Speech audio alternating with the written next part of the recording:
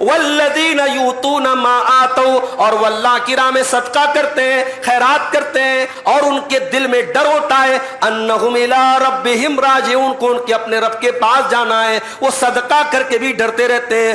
اے اللہ کے نبی کیا یہ وہ لوگ ہیں جو چوری کرتے ہیں؟ اے اللہ کے نبی کیا یہ وہ لوگ ہیں جو شراب پیتے ہیں؟ آپ نے فرمایا لا یا بنت الصدیق، اے عائشہ تم جو سمجھ رہی ہو غلط سمجھ رہی ہو، یہ آیت ان لوگوں کے بارے میں ہے جو نماز بھی پڑھتے، جو روزہ بھی رکھتے ہیں، لیکن ان کو ڈر ہوتا ہے کہ ان کی نیکی اللہ کیا قبول ہوئی کہ نہیں ہوئی۔ اور ہم تو شیر بن گئے صاحب، ہمیں تو لگا کہ صاحب ہم نے نیکیوں کا پہاڑ کھڑا کلتی نقضت غزلها من بعد قوت انکاتا، اے میرے بندو تم کبھی بھی نیکی کرنے کے بعد گناہ کر کے اپنی نیکیوں کو برباد نہ کر دینا، اپنی نیکیوں پر پانی نہ پھیر دینا، تم اس عورت کی طرح نہ ہو جانا کلتی نقضت غزلها، جس نے اپنے ہی تیار کیے گئے سوت کو اور دھاگے کو کاٹ ڈالا، من بعد قوت انکاسا، بڑی طاقت سے بڑی محنت سے اس کو تیار کیا اور پھر اسی دھاگے کو ٹکڑے ٹکڑے کر ڈالا، برباد کر ڈالا، ختم کر ڈالا۔ اس عورت کی طرح تم مت۔ وَمَن يُضْلِلْ فَلَا هَادِيَ لَهُ وَأَشْهَدُ أَن لَّا إِلَٰهَ إِلَّا اللَّهُ وَحْدَهُ لَا شَرِيكَ لَهُ وَأَشْهَدُ أَنَّ مُحَمَّدًا عَبْدُهُ وَرَسُولُهُ يَا أَيُّهَا الَّذِينَ آمَنُوا اتَّقُوا اللَّهَ حَقَّ تُقَاتِهِ وَلَا تَمُوتُنَّ إِلَّا وَأَنتُم مُّسْلِمُونَ یا ایہا الناس اتقوا ربکم الذی خلقکم من نفس واحدہ وخلق منها زوجها وبث منہما رجالا کثیرا ونساء واتقوا اللہ الذی تساءلون به والارحام ان اللہ کان علیکم رقیبا یا ایہا الذین آمنوا اتقوا اللہ وقولوا قولا سدیدا یصلح لکم اعمالکم ویغفر لکم ذنوبکم ومن یطع اللہ ورسولہ فقد فاز فوزا عظیما اما بعد فإن خیر الحدیث کتاب اللہ وخير الهدي هدي محمد صلى الله عليه وسلم وشر الأمور محدثاتها وكل محدثة بدعة وكل بدعة ضلالة وكل ضلالة في النار أعوذ بالله من الشيطان الرجيم بسم اللہ الرحمن الرحیم ولا تکونوا کاللتی غزلت ولا تکونوا کاللتی نقضت غزلها من بعد قوة انکاثا وقال تعالی فی مقام آخر واعبد ربک حتی یأتیک الیقین۔ محترم حاضرین جمعہ، آج کا جمعہ رمضان کا آخری جمعہ ہے۔ ہمارے معاشرے میں رمضان کے آخری جمعہ کو بہت سارے لوگ الوداع کا جمعہ بولتے ہیں، اور آج کے جمعہ ایک خصوصی اہتمام کرتے ہیں، نئے کپڑے پہننا، بعض جگہوں پر جمعہ کے بعد رمضان کے جانے کے غم میں نظمیں پڑھنا، کلام پڑھنا، اور بہت کچھ کیا جاتا ہے۔ تو پہلی بات تو میں یہ کلیئر کر دوں کہ اللہ کے نبی صلی اللہ علیہ وسلم سے یا صحابہ کرام سے ایسا کوئی ثبوت نہیں ملتا، الوداع کے جمعہ کی کوئی حیثیت نہیں ہے۔ البتہ یہ بات ضرور ہے کہ جب رمضان کا آخری جمعہ آ ہی چکا ہے اور 3-4 روز کا مہمان ہے یہ مبارک مہینہ، تو اب ہمارے اور آپ کے لیے تھوڑا سا غور کرنے کا مقام تو ہے کہ رمضان کا یہ مبارک مہینہ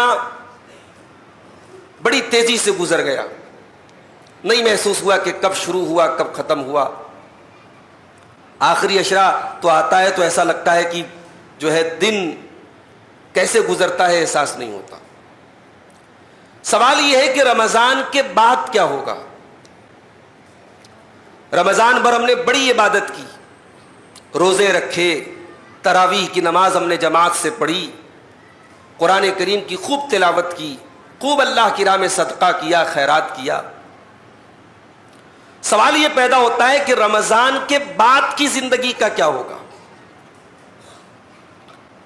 دیکھو بھائی، رمضان کی حیثیت ایک انسٹیٹیوشن کی ہے۔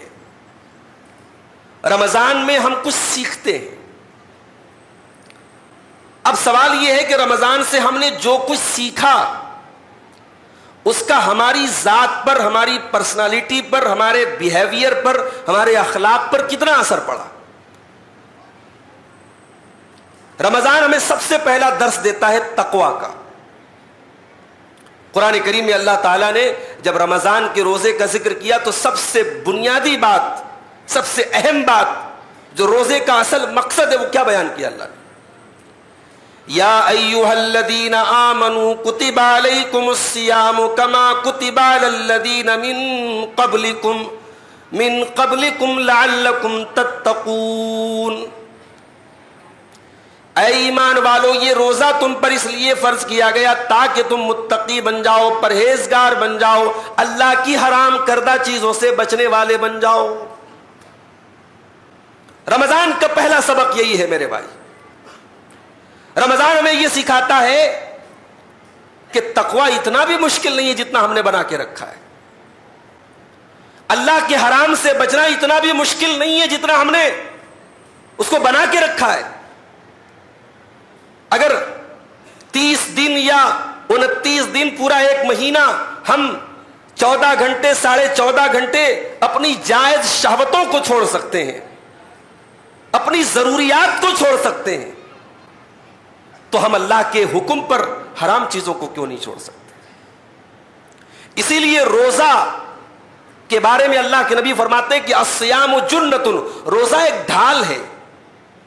ڈھال جانتے ہیں؟ ڈھال میدان جنگ میں ایک فوجی، ایک آرمر سامنے والے کے حملے سے ڈیفنس کرنے کے لیے جو ہتھیار یوز کرتا ہے، جو آلہ یوز کرتا ہے، اس کو ڈھال بولتے ہیں۔ روزہ ڈھال ہے۔ روزے کی حالت میں آپ ہیں، اللہ کے رسول فرماتے ہیں کہ جب کوئی انسان روزے کی حالت میں ہو تو اپنی زبان سے کوئی بیہودہ بات نہ نکالے، کوئی غلط بات نہ نکالے۔ سامنے والا اگر اس سے لڑائی کرے، اس سے گالی گلوچ کرے، تب بھی وہ اپنے منہ سے ایسی بات نہ نکالے۔ بھئی ہم سب جانتے ہیں کہ روزے کی حالت میں انسان کا معدہ خالی ہوتا ہے، اور جب معدہ خالی ہوتا ہے تو ٹیمپر ہائی ہوتا ہے، انسان کے اندر چڑچڑاپن پیدا ہوتا ہے، انسان کے اندر غصہ جلدی آتا ہے۔ تو شریعت کو تو ہمیں چھوٹ دینی چاہیے۔ ہم تو 14 گھنٹے کا روزہ رکھ رہے ہیں، گرمی کا 42 41 کا پارا چل رہا ہے، ہمیں تو اجازت ہونی چاہیے کہ صاحب ہم اتنی کٹھن اور اتنی محنت والی عبادت کر رہے ہیں، 2-4 باتیں کسی کو سنا دے تو کیا فرق پڑتا ہے؟ ہم تو بھوکے پیاسے، صبح 4 بجے سے 5 بجے سے کچھ نہیں کھایا ہم نے، مگر یہاں الٹا ہو رہا ہے۔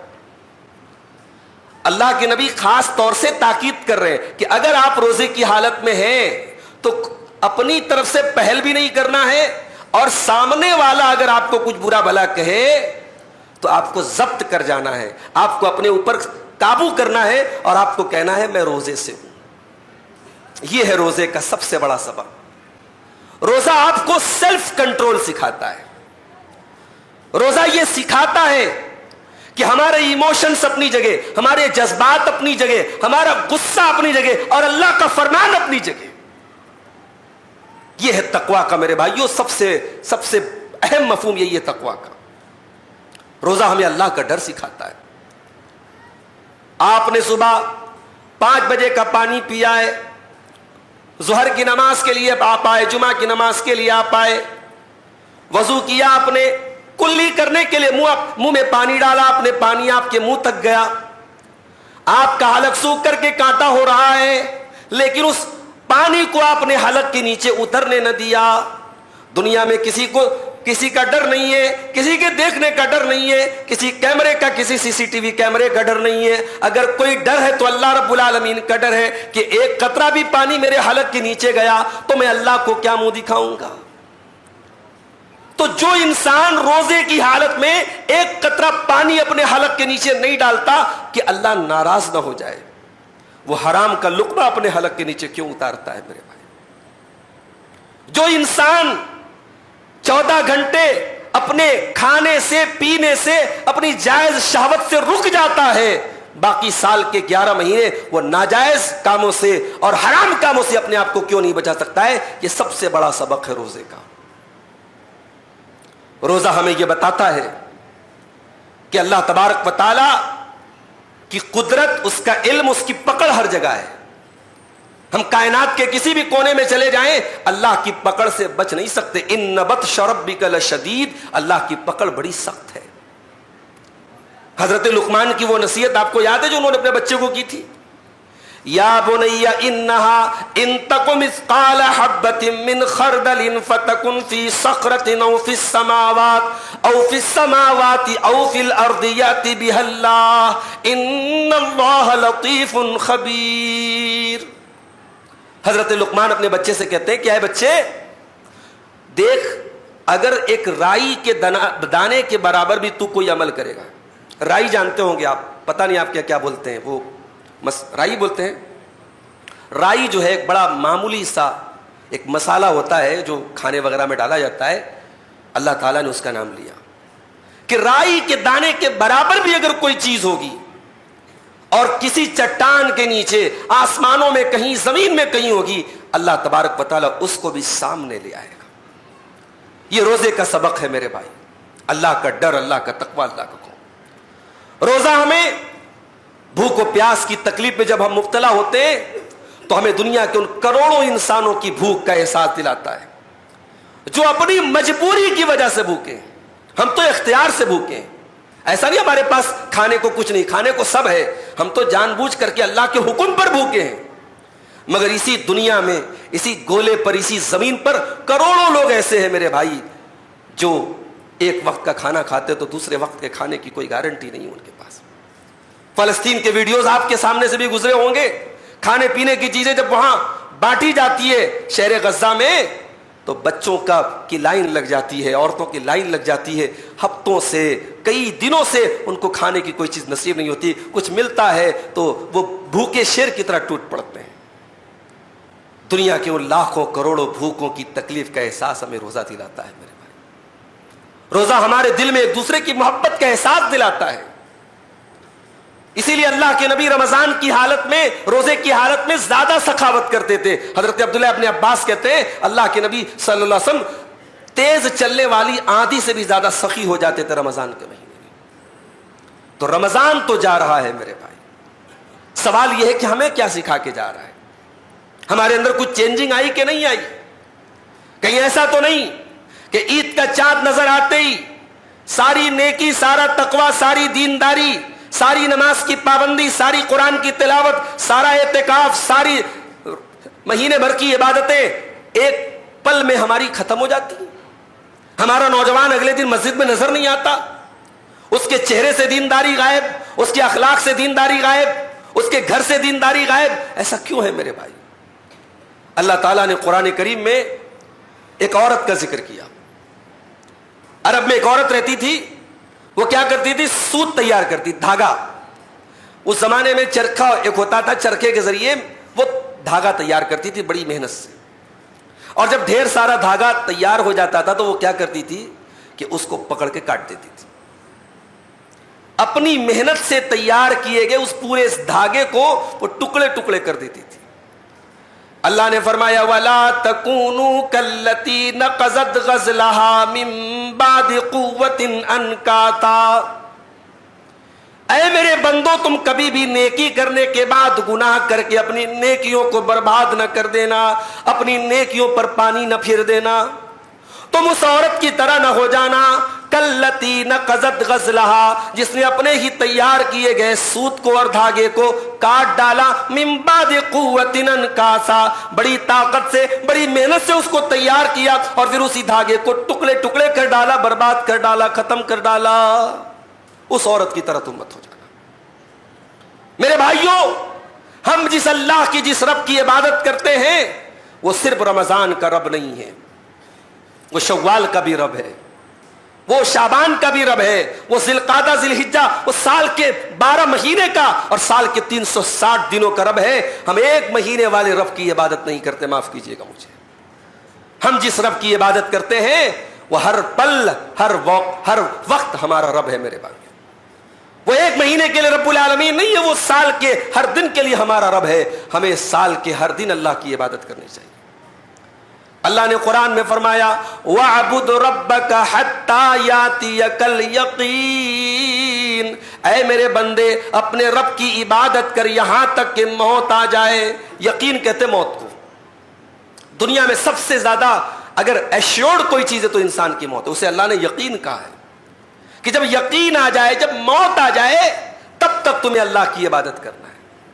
اس کا مطلب یہ ہوا کہ ہم رمضان سے ایگزٹ ہوں گے، ہم اللہ کی عبادت سے ایگزٹ نہیں ہوں گے۔ رمضان ختم ہوگا، اللہ کی عبادت نہیں ختم ہوگی۔ رمضان تو ہمیں تیار کر رہا ہے میرے بھائی، پریپیئر کر رہا ہے۔ اگر رمضان کے بعد کی زندگی ہماری اللہ کی نافرمانیوں میں گناہوں میں گزر رہی ہے تو ہماری مثال اس بے وقوف انسان کی طرح ہے جو اپنی گاڑی کو کہیں سروس کرنے کے لیے دیتا ہے، اور گاڑی جب سروس ہو کر کے آتی ہے اور بالکل تیار ہو جاتی ہے تو اس گاڑی کو لے جا کے وہ گیریج میں رکھ دیتا ہے۔ بھئی گاڑی کی سروس اس لیے نہیں کرائی جاتی کہ اس کو لے جا کے دھول کھانے کے لیے رکھ دیا جائے، اس کو چلانے کے لیے، اس کو یوز کرنے کے لیے اس کی سروس کرائی جاتی ہے۔ رمضان کا ایک مہینہ ہماری عبادتوں کے لیے ہماری سروسنگ کرتا ہے، ہمیں پریپیئر کرتا ہے، ہمیں تیار کرتا ہے، ہمارے اخلاق کو بدلتا ہے، ہمارے اندر اللہ کا تقوی پیدا کرتا ہے۔ اور ہم کیا کرتے ہیں صاحب، رمضان ختم ہوتے ہی اللہ کو بھول جاتے ہیں۔ ہماری مسجدیں ترسنے لگتی ہیں نمازیوں کے لیے، قرآن کریم گھر کی الماری کی زینت بن جاتا ہے، قرآن کو کوئی ہاتھ لگانے والا نہیں۔ ہماری زندگی میں جتنے حرام کام ہم نے رمضان میں چھوڑ کے رکھے تھے سب اس کے بعد فوراً شروع ہو جاتے ہیں میرے بھائی۔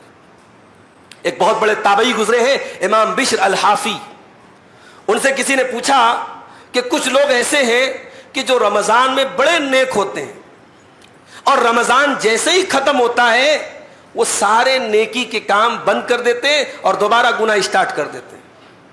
تو امام بشر الحافی نے جواب دیا بئس القوم لا يعرفون اللہ الا فی رمضان، بڑے برے ہیں وہ لوگ جو اللہ کو صرف ایک مہینے کے لیے پہچانتے ہیں۔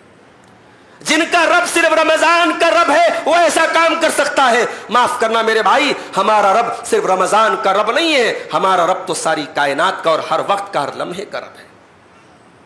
اور یاد رکھو میرے پیارے ساتھیوں، ہم نے رمضان میں جتنی نیکیاں کی ہیں، اگر ہماری نیکیاں اللہ کی بارگاہ میں قبول ہوئی ہیں تو قبول ہونے کی نشانی یہ ہے کہ رمضان کے ختم ہونے کے بعد بھی نیکی کا اثر ہمارے اندر باقی رہے۔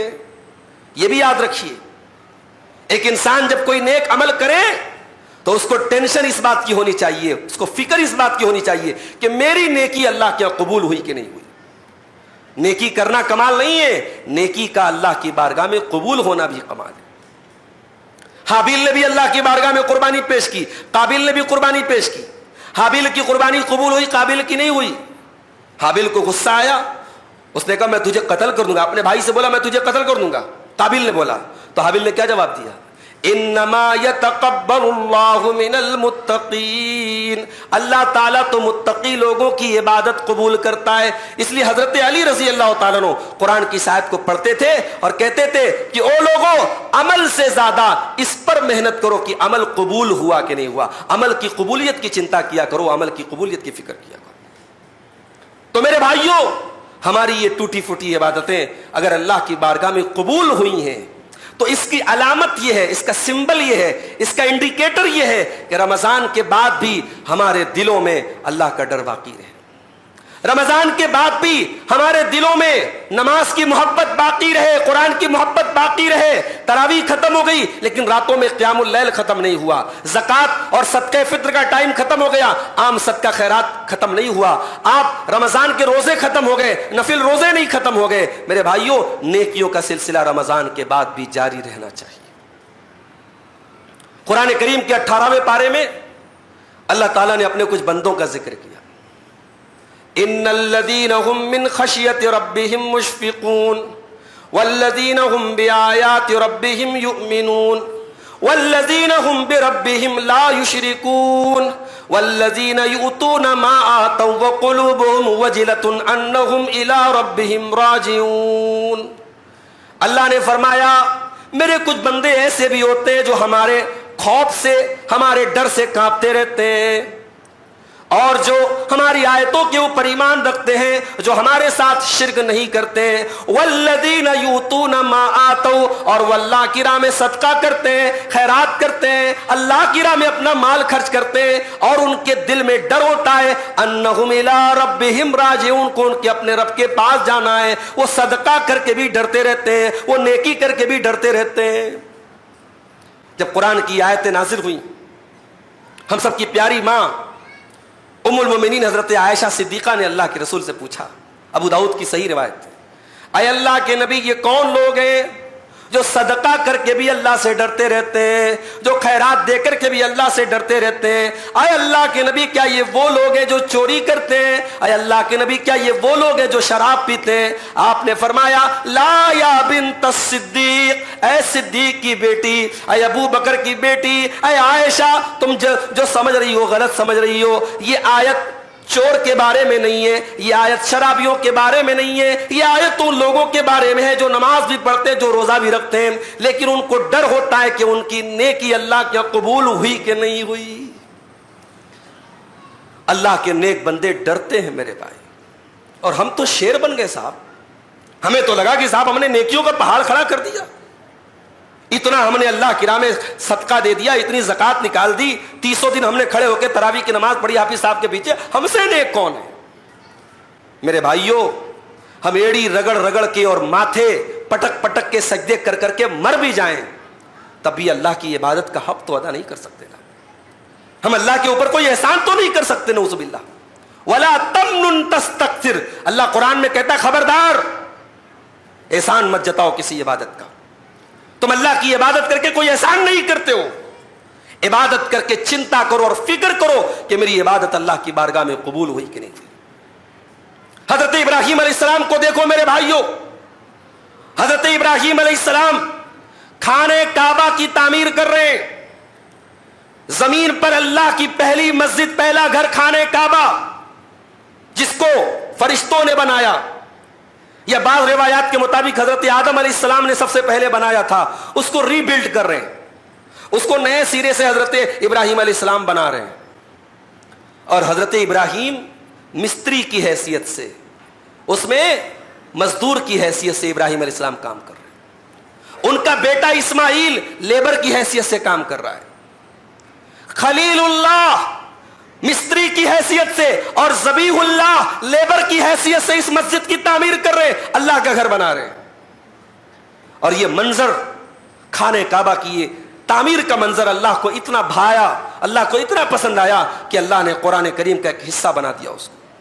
وَإِذْ يَرْفَعُ إِبْرَاهِيمُ الْقَوَاعِدَ مِنَ الْبَيْتِ وَإِسْمَاعِيلُ، اور یاد کرو جب میرا بندہ ابراہیم میرے گھر کو بنا رہا تھا، خانہ کعبہ کو بنا رہا تھا، اس کی بنیادوں کو اٹھا رہا تھا، اور اس کا بیٹا اسماعیل بھی اپنے باپ کا ساتھ دے رہا تھا۔ رَبَّنَا تَقَبَّلْ مِنَّا إِنَّكَ أَنْتَ السَّمِيعُ الْعَلِيمُ۔ یہ دونوں باپ بیٹے جب خانہ کعبہ کو بنا رہے تھے میرے بھائی، تو ان کی زبان پر کوئی فخر نہیں تھا، کوئی غرور نہیں تھا کہ صاحب ہم بہت بڑا کمال کر رہے ہیں، بہت بڑا تیر مار رہے ہیں۔ اس خانہ کعبہ کو بنانے کے ٹائم دونوں باپ بیٹے کی زبان پر بس ایک ہی دعا تھی، ربنا تقبل منا انک انت السمیع العلیم، پروردگار ہمارے اس حقیر سے عمل کو تو قبول فرما لے، تو دعاؤں کو سننے والا ہے، تو دل کے حال کو جاننے والا ہے۔ تو میرے بھائیوں، اپنی عبادتوں کی قبولیت کی فکر کرو، اور اس قبولیت کی اگر فکر ہے تو رمضان کے بعد کی اپنی زندگی کی حفاظت کرو میرے بھائی. ایسا نہ ہو کہ رمضان کی زندگی اور اس کے بعد کی زندگی اس کی اپوزٹ ہو, ورنہ اس بات کا ڈر ہے کہ کہیں ہماری یہ نیکیاں ہمارے منہ پر مار نہ دی جائیں میرے بھائی. رمضان کے آخر میں ایک عبادت اور ہم کرتے ہیں جس کو ہم صدقہ فطر بولتے ہیں. اللہ کے نبی صلی اللہ علیہ وسلم نے صدقہ فطر کو فرض قرار دیا. اللہ کے نبی نے فرمایا, حضرت عبداللہ ابن عمر کہتے ہیں کہ اللہ کے نبی نے صدقہ فطر کو فرض کیا ہے 1 سا جو یا 1 سا کھجور ہر آزاد پر, غلام پر, مرد پر, عورت پر, چھوٹے پر, بڑے پر جو مسلمان. اب یہ سا جو ہوتا تھا, سا اس زمانے میں ایک پیمانہ ہوتا تھا, گلے کو ناپ کر کے دیتے تھے اس میں. تو سا 4 مٹھی بھر کے جب اناج دیتے تو وہ 1 سا ہوتا تھا. جب اس کو کیلکولیٹ کیا گیا آج کے وزن کے حساب سے تو وہ 2 کلو 100 گرام سے لے کر کے 2 کلو 700-800 گرام تک ہلکی اور بھاری چیزوں میں الگ الگ وزن اس کا آتا ہے. لیکن ایک احتیاطی مقدار جو ہمارے یہاں گیہوں استعمال ہوتا ہے یا آٹا استعمال ہوتا ہے, جو چاول استعمال ہوتا ہے, ایک احتیاطی مقدار علماء نے بیان کی کہ 2.5 کلو انف ہے, اور 2.5 کلو جو ہے آپ کا 1 سا کے برابر ہو جاتا ہے. اب حدیث میں سا اناج دینے کا ذکر آیا. بعض علماء کا موقف یہ ہے, بڑا سخت موقف ہے, کہ صاحب آپ کو اناج ہی دینا ہے, اناج کے علاوہ اگر آپ کوئی رقم دیں گے تو جائز نہیں ہے, اناج کی آپ قیمت نہیں دے سکتے. ابھی آج ایک صاحب نے شیخ ابن عثیمین رحمہ اللہ کا فتویٰ بھیجا, انہوں نے کہا کہ فقیر کیا کرتا ہمیں اس سے مطلب نہیں ہے, ہم جس غریب کو صدقہ فطر دے رہے وہ کیا کرتا ہے اس سے مطلب نہیں ہے, ہمیں نبی نے اناج دینے کا ذکر کیا ہے, ہم اناج دیتے ہیں. دیکھیے ایک بات آپ سمجھ لیجیے, جہاں عبادت میں مال کا معاملہ آئے, جہاں مال دینے کا معاملہ ہے, وہاں ہم احتیاط کا پہلو نکالتے ہیں. مثال کے طور پر بنارس میں ساڑی کا کاروبار ہوتا ہے. اب کسی کے پاس 1 لاکھ کی ساڑی ہے تو ساڑی کی زکات تو ساڑی سے نکلنی چاہیے, مگر ایسا تو نہیں کیا جاتا. ساڑی کی ایک ویلیو نکالی جاتی ہے اور پھر اس کی لوگ پیسے کے ذریعے زکات نکالتے. وہاں تو ہم نہیں کہتے صاحب کہ ساڑی ہے تو ساڑی کی زکات نکالنی چاہیے. تو ہم جس مقصد کے لیے صدقہ فطر نکال رہے ہیں, حدیث میں آتا ہے کہ فقیر کو, غریب انسان کو ہم عید کے دن کسی کے گھر کا چکر نہ لگائے, عید کے دن کم سے کم کسی کے آگے ہاتھ نہ پھیلائے, ہم اس کو اس سے بے نیاز کر دیں. یہ مقصد ہے صدقہ فطر کا. تو یہاں اتنی سختی کرنا کہ صاحب قیمت نہیں دے سکتے, اور قیمت اگر دیں گے تو ادا نہیں ہوگی, اتنی سختی مناسب نہیں ہے. کیونکہ ہم صدقہ فطر جس غریب کے لیے دے رہے اس کا فائدہ کس میں, ہم یہ دیکھیں. آپ اللہ کے نبی کے دور میں 1 سا دیا جاتا تھا, آج آپ سا کے ذریعے تو نہیں دے رہے, آپ کلو گرام کے ذریعے تول کے دے رہے ہیں, کیونکہ آپ اندازہ لگا رہے کہ اس سا کے برابر اتنا کلو گرام ہوتا ہے. آپ یہاں اندازہ لگانے کی بات کر رہے ہیں تو آپ قیمت کیوں نہیں نکال سکتے؟ تو قیمت کے معاملے میں بہت سختی کرنا, اور ہم یہ دیکھتے ہیں اسی سماج میں کہ جن غریبوں کو صدقہ فطر کا اناج دیا جاتا ہے, ڈھیر سارا اناج ہو جاتا ہے, 50 روپے kg میں جو چاول آپ لائیں گے وہ 25 میں جا کے بیچتا ہے وہ غریب آدمی, تو اس کا نقصان نہیں ہو رہا ہے. تو ایسی, میں یہ نہیں کہتا اناج دینا بہتر ہے, افضل ہے, سامنے والے کو اگر اناج کی ضرورت ہے آپ اناج دیں, لیکن اگر اناج کے ذریعے اس کا کام نہیں بن رہا ہے, پیسہ اس کے حق میں زیادہ بہتر ہے تو پیسہ دیا جا سکتا ہے. بعض لوگ کہتے ہیں صاحب اگر ہم نے اس کو صدقہ فطر میں پیسہ دے دیا تو وہ شراب بھی پی سکتا ہے, وہ کسی غلط کام میں بھی استعمال کر سکتا ہے. تو بھائی غلط کام میں تو آپ اناج دیں گے اس کو بھی استعمال کر سکتا ہے, آپ اس کو کہاں تک کنٹرول کرو گے؟ جو انسان گڑبڑ ہے وہ آپ کا اناج لے جا کے اونے پونے بیچ دے گا اور اس پیسے کا بھی غلط استعمال کرے گا. تو بہرحال صدقہ فطر اناج سے دینا افضل اور بہتر ہے, لیکن قیمت میں بھی دیا جا سکتا ہے. علامہ ابن تیمیہ وغیرہ کا موقف یہ ہے اور مضبوط موقف ہے یہ. صدقہ فطر آپ کو کب دینا ہے؟ عید کی نماز کے پہلے دینا ہے. اگر عید کی نماز کے بعد آپ دیتے ہیں تو آپ کا صدقہ فطر اللہ تعالیٰ کیا قبول نہیں ہوگا. جیسے قربانی عید الاضحیٰ کی نماز کے پہلے کرتے ہیں تو قربانی آپ کی قربانی نہیں ہوگی, عام ذبیحہ ہوگی. ایسی ہی صدقہ فطر اگر آپ عید کی نماز کے بعد دیتے ہیں وہ عام صدقہ ہوگا, وہ صدقہ فطر نہیں مانا جائے گا. تو کوشش کریں آپ کے عید کا چاند نکلتے ہی دے دیں, 1-2 دن پہلے بھی آپ دے سکتے ہیں, عید والے دن بھی آپ دے سکتے ہیں, لیکن بہتر ہے کہ آپ عید والی چاند رات کو ہی دے دیں آپ, تاکہ اس غریب کے گھر میں وہ چیز پہنچ جائے. اس کے بعد ہم عید کی 2 رکعت نماز پڑھتے ہیں, اور یہ عید کی جو 2 رکعت نماز ہم پڑھتے ہیں میرے بھائیوں, یہ ایک شکرانہ ہے. ہم اللہ کا شکر ادا کرتے ہیں کہ اے اللہ جس طریقے سے تو نے 1 مہینے کے روزے کی ہمیں توفیق بخشی, ایک مہینہ ہم نے تیری عبادت کی، آج تیری بارگاہ میں ہم سر جھکا کر اور یہ 2 رکعت نماز پڑھ کے ہم تیری بارگاہ میں شکر ادا کرتے ہیں، اور اے اللہ ہم تجھ سے دعا کرتے ہیں کہ آئندہ زندگی میں بھی ہمیں تو اپنی نیکی کے کام کرنے کی ہمیں توفیق دینا۔ اس بات کا اظہار ہم کرتے ہیں اس عید کی نماز کے لیے۔ عید کی نماز میں ضرور اپنے گھر کی عورتوں کو بھی شامل کریں، اور عید کی نماز اللہ کے نبی کھلے میدان میں پڑھتے تھے، عیدگاہ میں پڑھتے تھے، مجبوری میں مسجد میں پڑھی جا سکتی ہے ورنہ عیدگاہ میں پڑھنی چاہیے، اور عورتوں کو بھی ضرور لے کے جانا چاہیے۔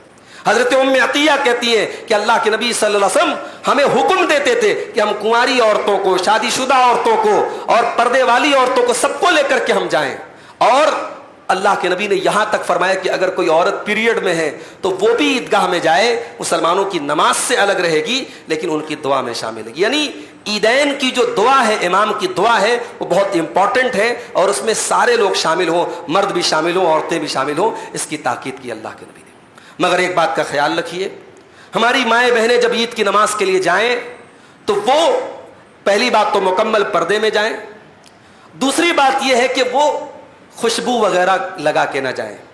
جس طریقے سے عام حالات میں عورت کا خوشبو لگا کر کے نکلنا، غیر مردوں کے پاس سے اس کا گزرنا حرام قرار دیا گیا ہے، نماز کے لیے جب کوئی عورت نکلتی ہے تو خاص طور سے منع کیا گیا ہے۔ تو اپنی ماؤں بہنوں سے ہم کہنا چاہتے ہیں، بہت میک اپ کر کے اور بہت خوشبو والے جو ہے آئٹمس لگا کر کے اور بالکل بن سنور کر کے اور بے پردہ ہو کر کے اگر کوئی عورت جاتی ہے تو ایسا جانا بالکل بھی مناسب نہیں ہے، اور ہم یہ اسلام کی غلط چھوی پیدا کر رہے ہیں میرے بھائی۔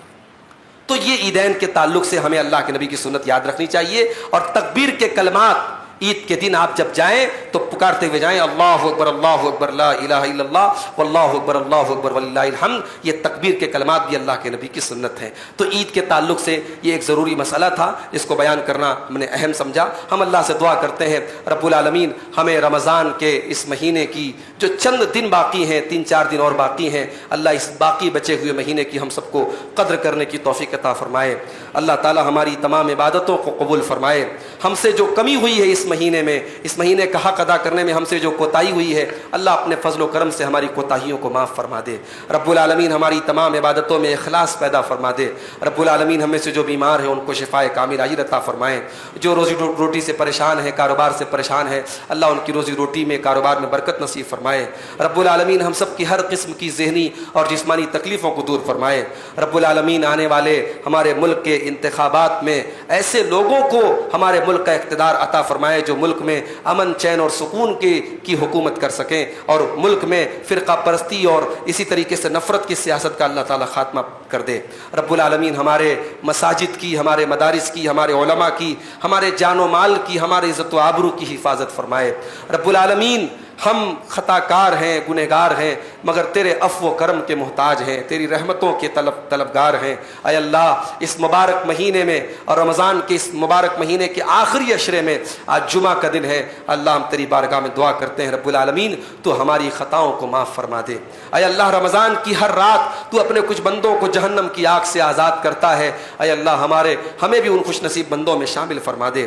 رب العالمین ہمارے وہ نوجوان بھائی جو کسی قسم کے غلط کام میں پڑے ہوئے ہیں، کسی قسم کے نشے میں پڑے ہیں، کسی قسم کے حرام کام میں پڑے ہوئے ہیں، اپنے ماں باپ کے لیے، اپنے گھر والوں کے لیے تکلیف کا سبب بنے ہوئے ہیں، اے اللہ ان نوجوانوں کو صحیح راستے پر آنے کی توفیق عطا فرما۔ اے اللہ ہمارے وہ بھائی جو نمازوں سے دور ہیں اور اس رمضان کے مہینوں میں انہوں نے نماز کو شروع کیا ہے، اے اللہ رمضان کے بعد بھی ان کو نماز کی پابندی کرتے رہنے کی توفیق عطا فرما۔ رب العالمین ہمیں کہنے سننے سے زیادہ عمل کی توفیق عطا فرما۔ جب تک تو دنیا میں زندہ رکھ، اسلام پر زندہ رکھ، اور ہم سب کا خاتمہ ایمان پر ہو۔ ربنا تقبل منا انک انت السمیع العلیم وتب علینا انک انت التواب الرحیم۔